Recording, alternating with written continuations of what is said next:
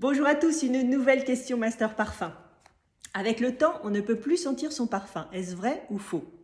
Et bien sûr, c'est vrai. Et j'imagine que c'est une sensation que vous avez tous connue quand vous avez porté un parfum depuis longtemps. Vous avez l'impression qu'il est comme une seconde peau, qu'il fait partie de vous, que c'est votre personnalité, en quelque sorte votre ambassadeur olfactif. Vous êtes d'ailleurs surpris quand on vous mentionne que vous sentez bon. Vous dites « Ah bah oui, moi je le sens plus, c'est bizarre ». Mais en fait, vous le sentez plus parce que par accoutumance, votre nez s'habitue à cette odeur qui fait partie de votre quotidien. En revanche, les autres, eux, peuvent le sentir. De même que l'on ne fait plus attention à nos odeurs familières comme l'odeur de notre maison. Vous distinguez l'odeur de la maison des autres, mais l'odeur de la vôtre, c'est quand vous partez quelques jours ou quelques semaines en vacances, quand vous rentrez, que vous la redécouvrez.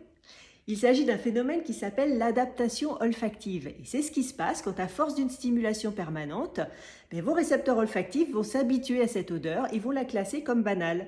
Dans le cas d'un parfum, le cerveau va finir par l'associer à votre propre odeur corporelle.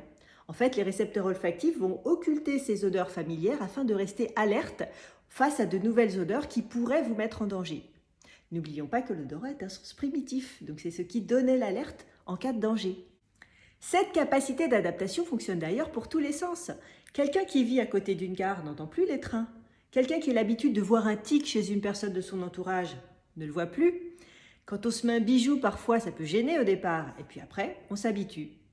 Alors parfois aussi, vous ne sentez plus votre parfum car son sillage est fugace. C'est le cas par exemple des colognes ou des parfums Hespéridés qui vont révéler l'intensité de leur note agrumes en départ, vraiment aux premiers instants, et puis ça s'estompe rapidement. Alors comment faire pour pouvoir ressentir ce parfum qu'on aime tellement qu'il était devenu notre signature olfactive? Eh bien, pensez à faire un break de temps en temps, alterner, changer de parfum ou bien arrêter de se parfumer pendant quelques jours. Pensez aussi à bien hydrater votre peau car une peau hydratée est une promesse de bonne diffusion du parfum. Et aussi, lorsque vous vous parfumez, veillez à ne pas vaporiser directement sur la poitrine. Beaucoup de gens font ça, le fameux triangle reliant le nez à la pointe des seins. Cela risquerait de saturer tout de suite votre nez en fait. Et donc évidemment, si vous saturez votre nez, vous n'allez plus sentir votre parfum. Donc choisissez plutôt des points de pulsation, le poignet, le creux du coude, derrière les oreilles, les épaules. Et quand vous bougerez, vous pourrez de nouveau sentir votre parfum. Vous pouvez également parfumer vos vêtements plutôt que votre peau.